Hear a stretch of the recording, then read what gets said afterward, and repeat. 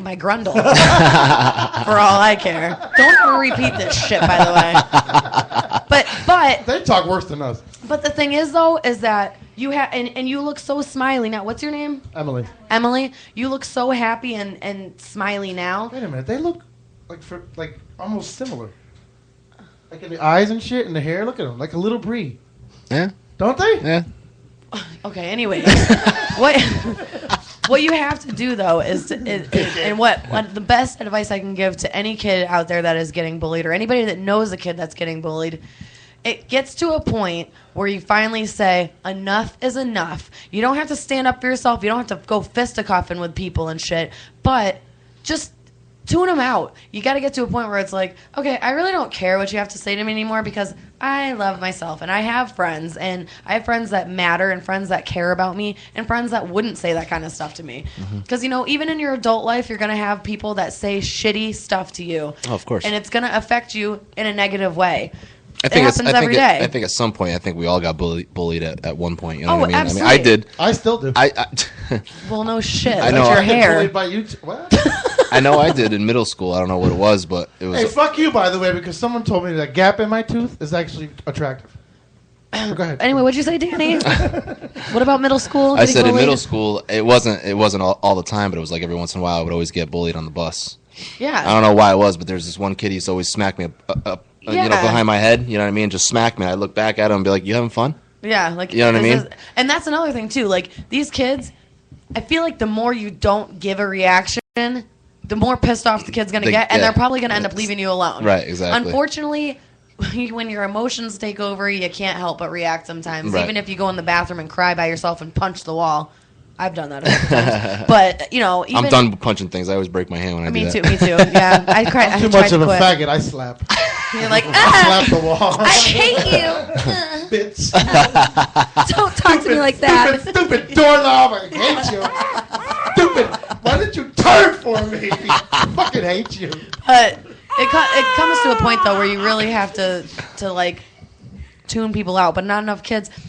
Not enough kids are aware of this, and I actually, when I like that young lady I was talking about before, that the little 15-year-old girl, I can't remember her name. Haley. Wasn't Haley. No, the one that just committed suicide recently. That touched me so much. I actually wanted to start going and talking to kids about this kind of stuff, only because I was bullied for a long time. Yeah. The only problem is that my schedule is so crazy right now that I don't have the time to do it. And unfortunately, that's the reason why a lot of this stuff gets, swept under the rug is because people don't have time. Yeah. Unfortunately, the way my schedule is, I can barely make it here on Sundays with you guys. Yeah. And to try and add anything else in which would make me feel like that much more of a better person for going out and reaching out to these young kids, speaking to kids and giving them tips on what to do. Right. You know what I mean? Take it from somebody who went through it. I went through it every day in my elementary school life. You know what I mean? And even through middle school and high school. I've always been quirky. I've always been weird. I've always gotten made fun of for something. I've always been called either a lesbian, a freak, something, even though it's not things that are even realistically true about me. Right. I had teachers ratting me out in high school to my mother, who worked at the middle school, about the way I was dressing to school. I remember you saying that. Yeah. I remember you saying that. And my own mother made me feel like a piece of shit one time, and now it's taken her quite some time, but now she finally understands that I'm going to march to the beat of my own drum for the rest of my life, and I don't care what clothes I wear, what kind of makeup I have on, if my hair's shaved or if it's long. Right. I don't give a shit. But not enough kids have that confidence at that age. Right. To really even be able to do that. Like your son, for instance. He's probably a confident kid, football player, he wants to be a good kid and not make the bad decision to punch somebody in the throat because I don't think he really thinks, because he's never seen that sort of violence, that somebody could actually do it. Well, why even put it? Exactly. Who gives a fuck who you can beat up? I'm so sick of that. I know. Exactly. I don't give a fuck who you can beat up. I was with those dudes last night. Those guys used to beat me up all the time. For my best friends now, though. And they even said to me, bro, I'm sorry. I'm sorry it was like that. But, it's like when we were kids, it's a lot of pressure to be cool. I'm like, you want to be cool? Call yourself a faggot. Yeah, right. You want to be cool? Counteract? Or how do you call it? Counteract? Counteract it, yeah. You know what? You call me a faggot, I am. Let me suck your dick. You know what he's going to do? He's going to walk away. Exactly. He ain't going to, or he might stick it in your mouth. if he's died. For your ass. You might want to rethink that one. Because you might get the one guy saying, "Oh yes, I'll go ahead. Come on, you know what I mean? Let's go be behind the dumpster, Poppy. Let's go get our hair done. You want to get a pedicure? Pedicure. Oh my God. Well, yeah, I was just telling this to a friend the other day. A really, really good friend. I just tried to drink my microphone. It's been a long day. Yeah, I was gonna say. I was just saying, people, like, when we go out, people think, you and I, especially you and I, Bree, we're off the wall. But that's what it is, because if I ever become president, you already know everything about me. I had a hairbrush in my ass, or whatever the fuck. Yeah. You ever... Sean's like... whatever it is. Checking that door. It ain't moving. It's still behind you. Don, come out. But, you I think the bullying thing, I think kids out there, instead of hitting the gym, hit the knowledge and just fucking, get back. Say, all right, you know what? You want to hit me? I'm going to be down on the ground crying for 5 minutes, but we're just going to get you after that. Right. Either A, in trouble with the police. I'm not saying some kids are going to listen to it, because somebody might just say, shut up, stop talking. Right. Yeah. But how I kept myself from getting beat up, I either made people laugh, or I went to the gym, and I was really big at one time. Right. Yeah. But still, people wanted to fuck with me more, because like, oh, I want to fuck that big dude up. You know what I mean? Like, whatever. Yeah. So, I mean... Well, and you know what? That's actually a really good idea, though. Like, I tell you what, I'm a pretty witty girl.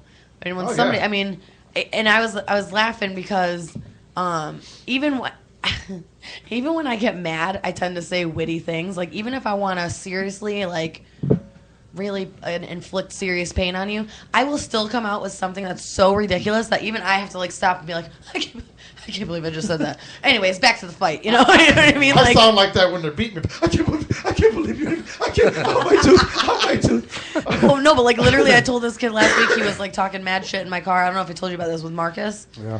And I literally turned around and I was like, I am going to beat the literal shit out of your colon. Have you ever had shit fall out of your colon because you got your ass beat so bad? Yeah, that's what I'm going to fucking do to you. And then I stopped. I was like, I can't believe I just said that. I can't believe, yeah, fuck you. And Marcus was like wasted drunk. He was like non-responsive. He was like, that's my queen. That's my queen. That's my wifey. I was like, yeah, well, tell your fucking friend that they call Mufasa to shut the fuck up in my backseat. I will beat the literal shit out of your colon. Who says something like that, though, when they're about to fight somebody? Only me. Give us a call, 863-484-2107, if you have any questions for Sean or any questions about what we're talking about, man. We'd love to hear, or if you even have a story you want to share, because sometimes it's better to talk and share it. Absolutely. Not to change the subject. No, go ahead. It's actually not really changing the subject. I'm sorry I was late tonight. That's fine. I don't know if you guys mentioned anything already about it on here. No. No, we wanted to wait for you. Oh, okay, thanks. So, me and I know I always talk about Michelle on here, so I feel like everybody already knows her, but Michelle and I decided that we really wanted to do something nice for the families and the community down in Newtown after everything happened on Friday. And I'm sorry if I get emotional. I'm getting my period, though, and I've been crying all day about it. Mm-hmm. I got duct tape and napkins. After I saw those little kids' faces, though.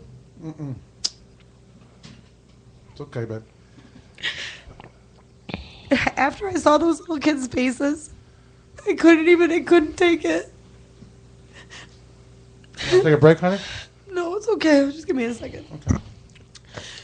We really wanted to do something nice. And so yesterday we were like racking our brains. We're like, what can we do? Like, me and Michelle have been working with the kids for forever. I've babysat 90% of my life. I went to school to be a teacher. I taught photography. I was a camp counselor. I mean, I was a preschool teacher. I've done numerous things with these children.